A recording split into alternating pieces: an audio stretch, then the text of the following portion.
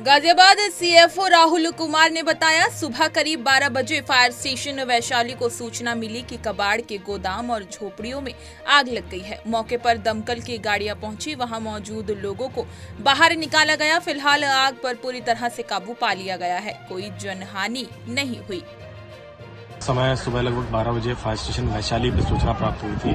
कनावनी स्थित कबाड़ में गोदाम और झुग्गियों में आग लगी है। तत्काल हमारी 3 गाड़ियां फायर स्टेशन वैशाली से, 1 गाड़ी फायर स्टेशन साहिवाल से और 2 गाड़ियां फायर स्टेशन कोतवाली से घटनास्थल के रवाना की गई। यहाँ आके देखा तो चारों तरफ झुग्गी झोपड़ियां थी और बीच में कबाड़ का गोदाम था, उसमें आग लगी हुई है।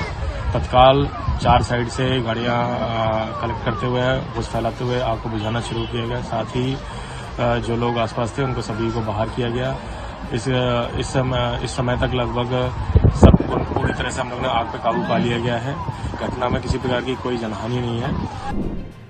भारत के संविधान को अपनाने की 75वीं वर्षगांठ पर चर्चा के दौरान लोकसभा में राहुल गांधी ने कहा, हम यहाँ जाति जनगणना लागू करेंगे और उसके बाद हिंदुस्तान में एक नए तरह का विकास, एक नई तरह की राजनीति होगी। हम यहाँ 50% आरक्षण की दीवार को तोड़ेंगे और हम यहाँ जाति जनगणना कराएंगे।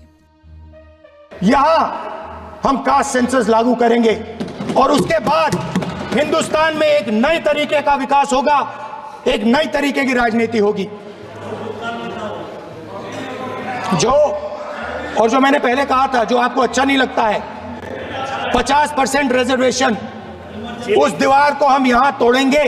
50% रिजर्वेशन की दीवार और जाति जनगणना हम यहां करा के दिखाएंगे। आपको जो कहना है कर लो, कह लो। हिमाचल प्रदेश के मुख्यमंत्री सुखविंदर सिंह सुक्खू ने कहा, स्थानीय ग्रामीण मुझे देसी चिकन दे रहे थे, मैं इसे नहीं खाता और एक चैनल इसे ऐसे प्रसारित कर रहा था जैसे मैं चिकन खा रहा हूं। नॉनवेज खाना पहाड़ों में जीवन का हिस्सा है। जयराम ठाकुर इस पर बयान दे रहे हैं। चैनल दिखा रहा था कि वो क्या है, ये बेचारों ने गांव वाले अपने लोकल है देसी मुर्गा किया, हम खाते नहीं तो मेरे को दे रहे थे, तो उसको दिखा देगी, देखो जी मुर्गा खा रहे। तो पहाड़ के जीवन के तो नॉन वेज का भोजन है। महाराष्ट्र कांग्रेस अध्यक्ष नाना पटोले ने कहा, मैंने इस्तीफा नहीं दिया है। हमारी पार्टी का एक सिस्टम है, हमारी पार्टी उसी सिस्टम से काम करती है। हाईकमान उस पर फैसला लेगा, लेकिन हमारी लड़ाई ये है कि महाराष्ट्र में जो चुनाव हुए उसे लेकर लोगों की भावना ये है कि सरकार उनके वोट से नहीं बनी है। महाराष्ट्र की जनता बैलेट पेपर की मांग कर रही है। मैंने कोई रिजाइन नहीं दिया है। हमारे पार्टी की एक सिस्टम है, वो सिस्टम में हमारी पार्टी काम करती है और वो हाईकमांड उस पर डिसीजन लेगी। और लेकिन हमारी जो लड़ाई है कि महाराष्ट्र का जो हाल ही चुनाव हुए उसमें जिस तरह से लोगों की भावना है कि हमारा वोट से ये सरकार नहीं बनी है, बैलेट की मांग महाराष्ट्र में जनता कर रही है। हर गांव में लोग ग्राम सभा के ठहराव ले रहे। मार्कंडवाड़ी जो है उसका एक अलग उन लोगों ने पूरे देश में नहीं तो दुनिया में वो एक बड़ा मैसेज दिया है।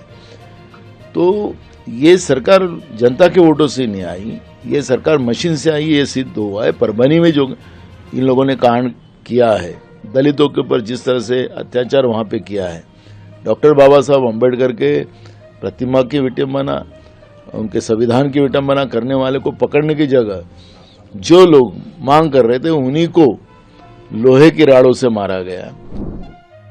समाजवादी पार्टी प्रमुख अखिलेश यादव ने एक राष्ट्र एक चुनाव कहा। अगर इतनी जल्दी है तो प्रधानमंत्री मोदी आज सदन में आ रहे हैं, सरकार भंग कर दें और पूरे देश का चुनाव हो जाए। एक राष्ट्र एक चुनाव के लिए इतनी ही जल्दी है तो इससे अच्छा और क्या समय मिलेगा। जब हम संविधान पर चर्चा कर रहे हैं तब पूरे देश की सरकारें आज भी भंग कर दें। है तो आज प्रधानमंत्री जी आ रहे हैं, भंग कर दें, दोबारा चुनाव हो जाए पूरे देश का एक बार।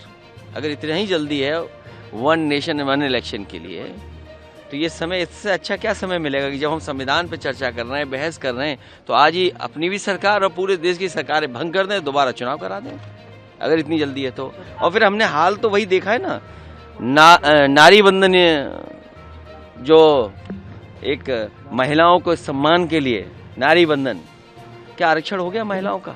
और याद कीजिए कब फैसला लिया था सरकार ने। इसलिए आप उनके जुमले में मत उलझिए, वो आपको हमको उलझाना चाहते हैं। ये खोदने वाले लोग हैं और हम सब लोग नए रास्ते खोजने वाले लोग हैं।